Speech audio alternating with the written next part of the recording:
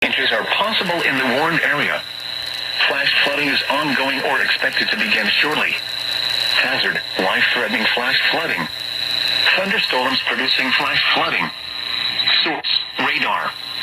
Impact, life-threatening flash flooding of creeks and streams, urban areas, highways, streets, and underpasses.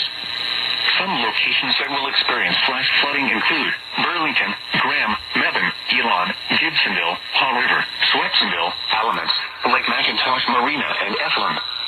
Turn around, don't drown when encountering flooded roads. Most flood deaths occur in vehicles.